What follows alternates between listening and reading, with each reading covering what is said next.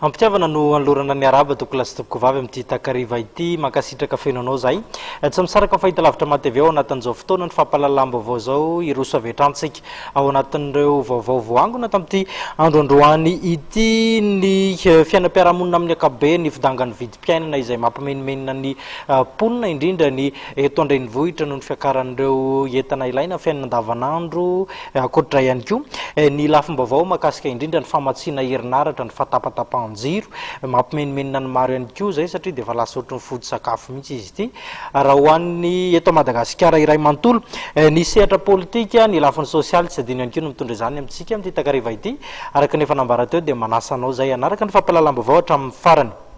tsy maintsy mampandevitra ny filana fototra ao atokantrano ny ponina eto andrenivohitra manerana ny Madagasikara mihitsy aza noho ny fidangan'ny vidim-piainana raha ny voalazan'ny olona sendra ny mpanao gazety namana teny an-dalambe teny dia tsy maharaka tsony ny vola miditra ary dia misy tokantrano mihitsy aza moa no tsy maintsy miaina amin'ny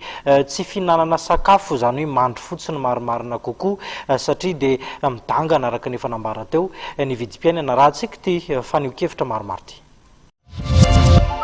Mitaraina amin'ny fiakaran'ny vidim-piainana ny fiakaran'ny sarandalana ary ny fisondrobidindreo entana ilaina andavanandro indrindra fa ny vary ny ponina eto andrenivohitra.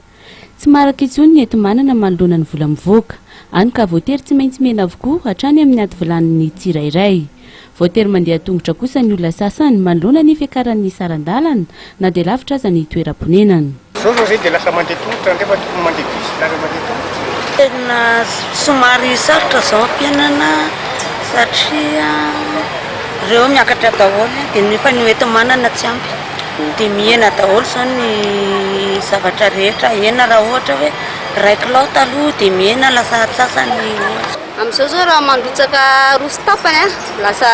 roa kapoaka lasa ray sy tapany ny arotsaka amin'izao. Raha ohatra zao hoe mandeha bisy amin'ny maraina ohatra zao ivady koa mandeha miasa izy amin'ny maraina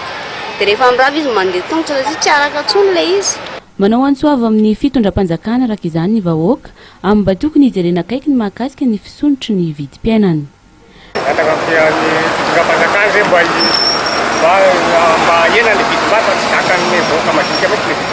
Manoloana an'izay zavatra izay dia mangataka mba tsy ho ampiakarina ny vidim-piainana satria misy ny tsy manana, misy ny tsy ampy ny eo ampelantanana. Ny antsoavo zany mba hoe mba fanehanana an'ilay vidim-piainana sy ilay fire kosa. Raha tsy ivony dia nanomboka omaly no nisonitra ho 500 ariary ny sarandalana ho an'ireo mpitatitra sasany eto andrenivohitra. Niakatra 20 ariary kosa ny litatra ny gazoalina raha toa ka 10 ariary ny litatra ny lasantsy. Raha ny vary kosa dia manodidina ny 550 ariary ka hatramin'ny 2 ariary ny kilaon'ny vary amin'izao.